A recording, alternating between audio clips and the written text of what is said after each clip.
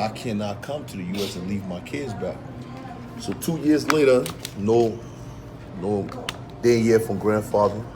Mom frustrated, felt like her father betrayed her again. And she got a phone call. My grandfather like, yo, pack all your stuff, you and your kids coming to the U.S. You gotta understand where we came from was, I ain't never seen lights over 14 years. You know what I'm saying? Shooting every day. Houses, everything's broken down. The rebels took over the country. Some kids instead of going to school, we try to find something to eat, try to be a father at the age of 9 years old, try to provide for your brothers and sisters at that time. So it was a great opportunity coming to the U.S. with my mom. So we settled in Brooklyn. Things wasn't going too well. So my mother found a job at Macy and moved to Newark, New Jersey. Got to understand, a single mother raising 5 kids, 5th grade education level, working for $7.50. Rent is $800 in Newark, New Jersey.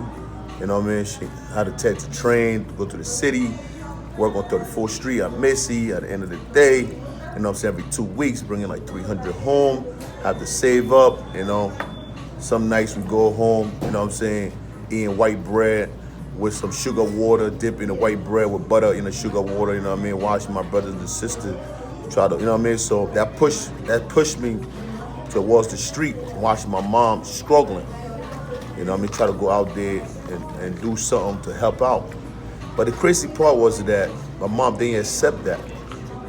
She said, if we're going to struggle, we're going to make it together, So I couldn't come around because she didn't want me around, But to make long story short,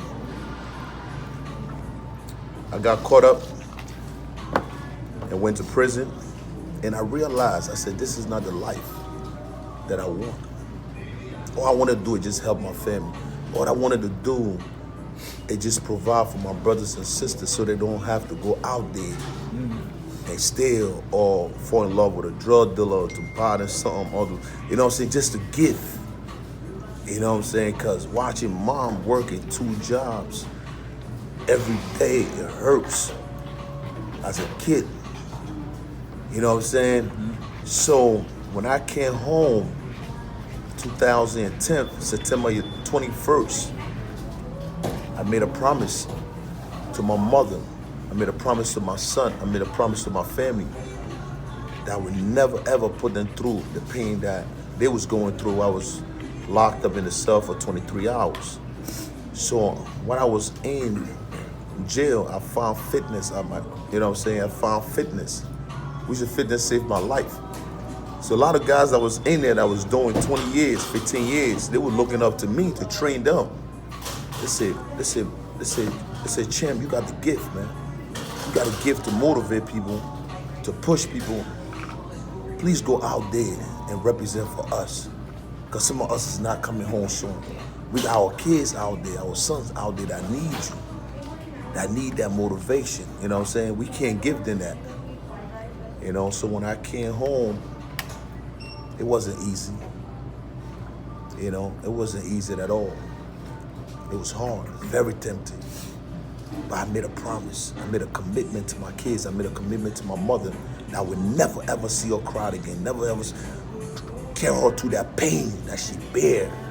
Taking trips, hours and hours to go see her first son behind bar as her first son who's supposed to be the man of the house, who's supposed to be a leader, that my brothers and sisters followed my footsteps. I'm behind bars. It hurt me so much to the point that, being behind bars, I feel like I let my family down. I feel like I'm not a man because I can't help what was going on out there. I couldn't protect my family. I couldn't do nothing. I feel helpless towards my family. So when I came home, I tried to make something right. I tried to make it right. I ain't gonna lie. Like, I'm speaking for those who out there, when you get a second chance, I want you to hold on to it. And I asked God when I was in my cell, I said, God, please give me another opportunity, give me another chance to make it right. And one of the crazy moments I ever experienced while I was in prison, I remember I was doing 1,000 pull-ups a day, 1,000 dip, 1,000 crunches, 1,000 push-up. I had a letter from my child mother. And when I read the letter, she said, oh, your son don't even know you no more. Your son calling another man dad. Another man dropping your son to school. Another man picking your son up from school. I'm not bringing my son to see you behind bar. I'm not bringing my son around that. You know what I'm saying? You're going to get deported anyway. You don't have a son. So right there, I had to understand, come home and make it right with my son and telling you the pain that I went through, you don't have to go through it. You understand what I'm saying? So when I came home, I decided to follow my dreams. You know what I'm saying? I humbled myself. I found a job at the gym, clean up the weights, put in the weights back, clean up the bathroom. You talking about somebody who was making $100,000 a month on the streets, drove every car. At the age of 23 years old, had a house. For me to humble myself to the point that I was making $7.50, $8 an hour. When I look at my check, $300 every 2 weeks. And I used to get $300 to a security guard just to let me into the club. I used to get $300 for a tip. You understand what I'm saying? So I'm looking at it and like, damn. So I'm like, damn. But I told myself, I said, keep driving. Keep going. This is not the end of your life. You understand what I'm saying? So why clean up the machine in the gym doing that? I was in the gym. I'm hitting a boxing bag one time. And one of the kids sparked something in me. And the kid said to me, can you teach me that move? I'm like, what's move? He said, what you just did just now, man? Right hand hook right. I said, no, okay, no problem. He said, how much? I said, just give me $20. And he went and gave me $20, and the next day he came with 5 of his friends. Like, yo, we all got $20. And the other day again, he brought 3 more friends. So I'm teaching the box. I'm like, wow, this is working. New hustle. You hustle now. But now the owner of the gym seeing that, she's like, oh, what is this? I'm getting $300 to clean up the gym every 2 weeks. I'm not telling you to do classes. If you want to do classes, you know, so I give you $25 a week. You're not charging these people. The people are going to pay to me. I'm like, damn. Then I thought about myself. I said, you know what? Humble yourself. So I was doing 4 or 5 classes just to make $100 a week. So everybody that was paying $25 now, they paid to the gym. The gym paid me for $25. So I had to clean up the gym, put the weights back, do 5 classes a day, then train myself, holding the pad. People, you know what I mean? A lot of guys who don't know how to box. They're strong, they got power, but they don't got the technique. So I'm holding punches, and you see boom, boom. So I got to catch every punches. Then after that, I got to go train myself. You understand what I'm saying? So I never give up because I had passion for it. I wanted to make a difference. You understand what I'm saying? Because the kids, I look up to the kids, I say it's bigger than the money. You know what I'm saying? The kids out here need direction. They need leadership. They need somebody to show them the way. You know what I'm saying? So every day for 4 years straight, I was at that gym for 9 o'clock. I would take the kids to school at 8 o'clock, go to the gym from 9 to 3, pick my kids up, drop them off, go back to the gym from 4 to 12 o'clock. Every day for 4 years. Never see the outside world. Until one day I was walking by and an older guy sees me and said, yo, you got a nice physique, man. Have you ever competed before? I'm like, what? Talk about compete, what's that? He said, bodybuilding show. Man, I don't do no bodybuilding show, man. I do my pull-ups, low boxing, stuff like that. You know what I'm saying? He said, you got a nice physique. I said, man. So in my head now, I'm like, yo, I'm thinking this guy, I'm like, yo, my man, why you keep talking about a bodybuilding show, man? He said, no, man. So he had a gym, right? So he took me upstairs, called him Paul.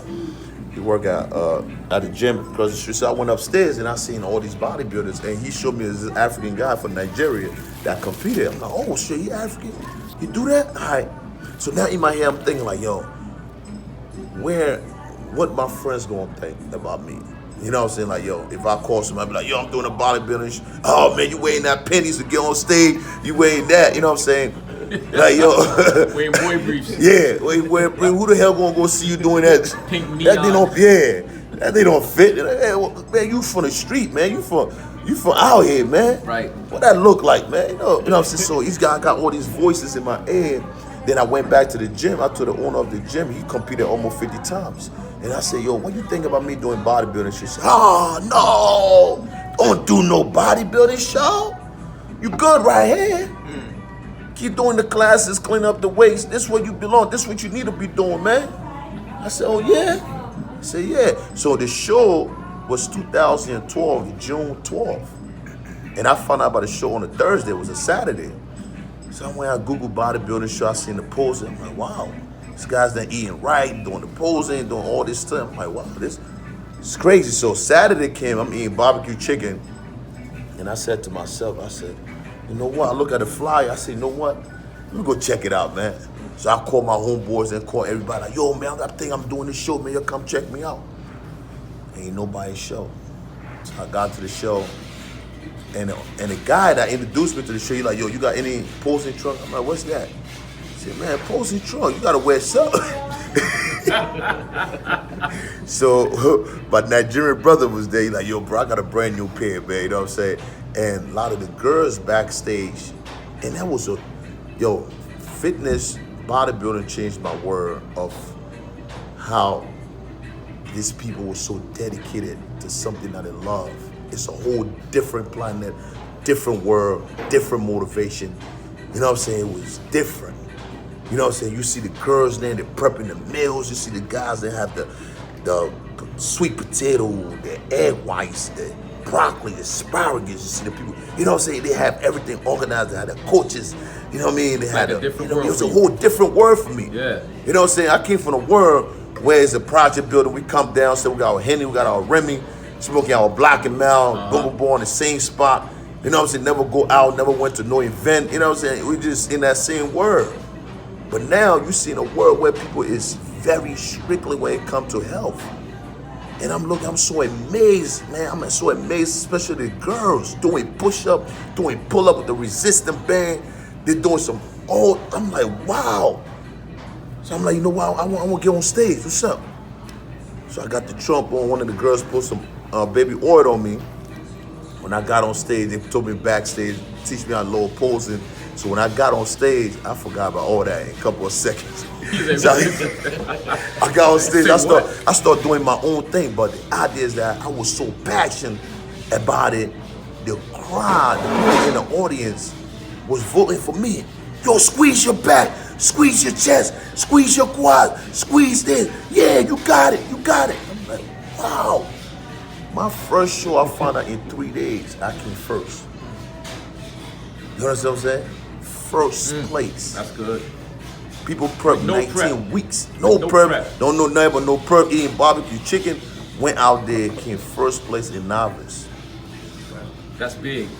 So let me ask you something though, right? So going through all that journey and listening to that story from going back from Liberia, coming here in this country, going from making the amount of money he was making to making the small amount of money and getting all these different blessings coming your way. You have this thing about not looking sloppy, not looking soft, right? That's the thing that people know you for, like blend it up. Like your attitude is always staying ready for anything at any time, at any given moment. There's no off season, NDO, no days off, right? A lot of people, I don't think they quite understand the energy that goes behind that. What I meant about, stop looking sloppy, stop looking soft, stop looking weak. Everything is started with me. When I was in the streets, we used to wake up with Remy, going to the liquor store, pouring the demon into our body, destroying our body, looking sloppy. Can't even go 2 rounds in a fight. A lot of guys say they can't even fight no more, they go pick up a gun. Yeah. You know what I'm saying? Because they don't want to take no L's. Looking sloppy, looking weak on the streets. No energy, not eating proper meals. You know what I'm saying? Looking soft. And as a father in the household, your kids, your wife, your family, they look up to you as a man. As a man, you gotta be a protector to your family. As a man, you gotta be a provider to your family. As a man, you gotta be a priest to your family. As a man, you have to be a motivator to your family. As a man, you gotta be a pastor or prayer to your family. So if you don't have that, that make you weak, soft. Because when you soft, you can't be like, hey, listen, sit down. You know, then your kids listen. You just made me jump You out understand what my I'm saying? freaking Because you panties. got that power. You have that. You got that strength. Yeah. You understand? Some men that listen. Yeah. You understand what I'm saying? And a man who don't control his body, a man that doesn't control his body will never be successful, will never be great, because your body controls your mind. So if you start working out, eating healthy, looking great among your kids, they start doing it. You know what I'm saying? They feel protected. They feel strong. They say, damn, I want to be like my dad. I want to be strong. I want to be this. You know what I'm saying? They look up to something. I want to be strong. I want to play football. I want to play basketball as a father. You know what I'm saying? So that's why I keep stretching on that. And with the blend it up, is that if you working out, some people be like, yo, I don't eat breakfast because I'm working 9 to 5. I'm tired. All right, no excuses.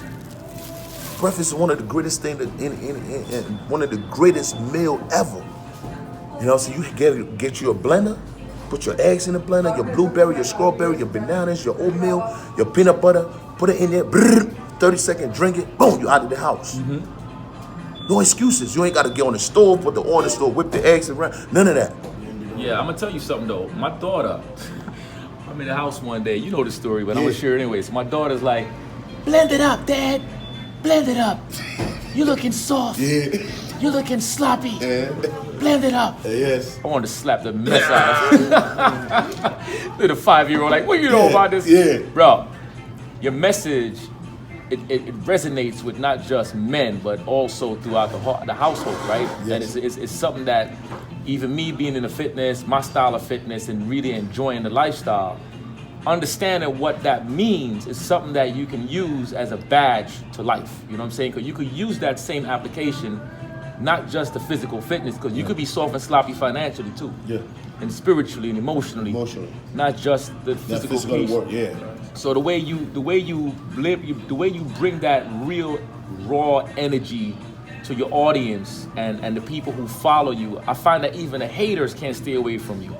Even the people who got the stupid crap they want to say, they still can't stay away from you. And that's how you know you're doing great things. It's not the people who love you. It's the ones who you impact that feel like they don't love you.